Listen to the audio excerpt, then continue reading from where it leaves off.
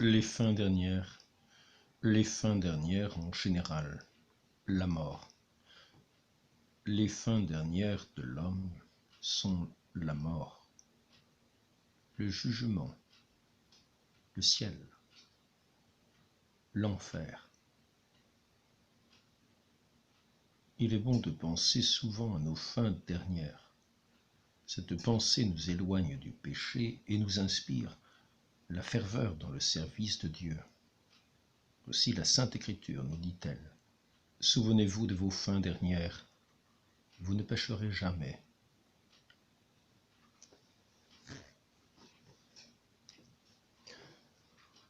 La mort est la séparation de l'âme d'avec le corps et le passage du temps à l'éternité. C'est par le péché de nos premiers parents que la mort est entrée dans le monde.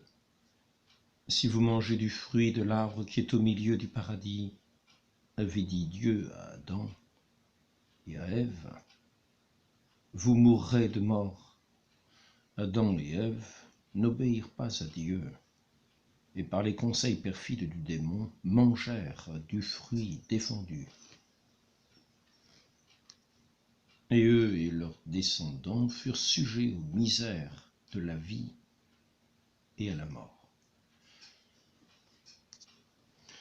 Il est donc certain que nous mourrons tous en punition du péché de notre premier père.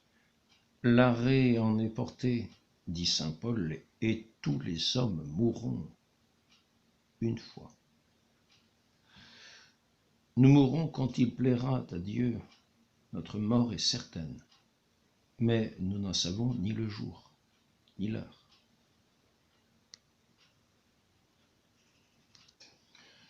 Dieu a voulu que l'heure de notre mort nous fût cachée, afin que nous nous y préparions sans cesse, puisque chaque jour peut être le dernier de notre vie.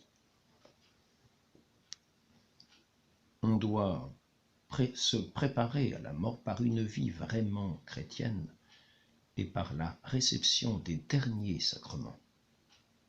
Il ne faut pas attendre le temps de la maladie pour se disposer à bien mourir. Attendre ce temps, c'est agir en insensé et exposer beaucoup son salut éternel. C'est ce que fit le mauvais riche, dont l'Évangile nous parle dans la parabole suivante. Quelqu'un du milieu de la foule lui dit: « Maître, dites à mon frère de partager avec moi notre héritage. » Mais Jésus lui dit: « Homme, qui m'a établi sur vous pour juger et faire les partages ?» Et il leur dit: « Voyez et gardez-vous de toute avarice, car l'abondance même des choses, la vie d'un homme ne dépend pas des biens qu'il possède. » Puis il leur dit cette parabole. Un homme riche avait un champ qui lui rapporta des fruits abondants, et il pensait en lui-même, disant: « Que ferai-je?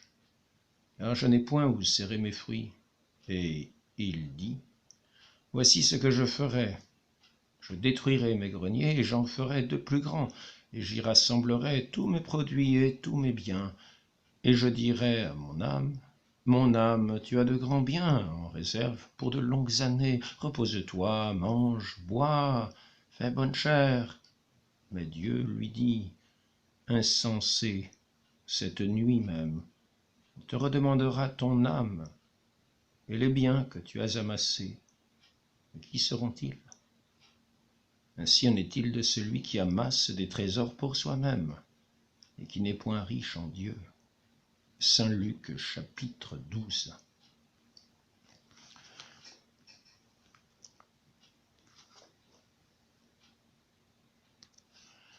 Ce tableau représente la mort. Il nous fait voir qu'il est utile de penser à la mort pour se pénétrer de la vanité des choses de la terre et s'attacher uniquement au bien de l'autre vie.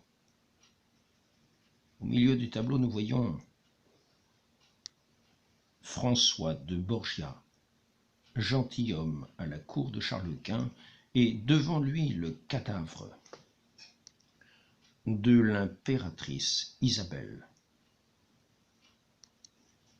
Après la mort de celle-ci, François fut chargé de conduire son corps à Grenade, où il devait être enterré.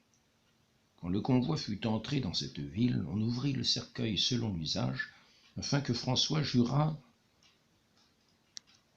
que le visage l'envoyé était bien celle de l'impératrice.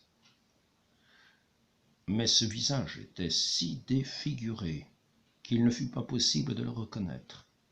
Le cadavre d'ailleurs exhalait une odeur si infecte que personne ne pouvait la supporter. Vivement impressionné par ce hideux spectacle, François prit la résolution de renoncer au monde et à ses vanités. Plus tard, il entra dans la compagnie de Jésus et devint un grand saint. En haut du tableau, on voit un homme et une femme pleins de santé qui se regardent dans un miroir. Au-dessus de leur tête, on lit ce mot « aujourd'hui » et au-dessous,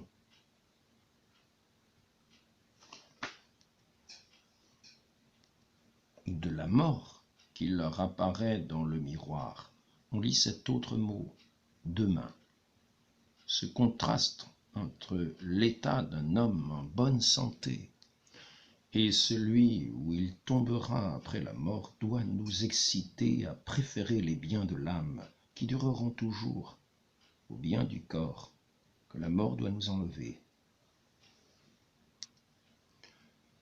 Le bas du tableau représente un cimetière parsemé de croix, de monuments funèbres, d'écriteaux funéraires, de tombes ouvertes laissent voir des squelettes.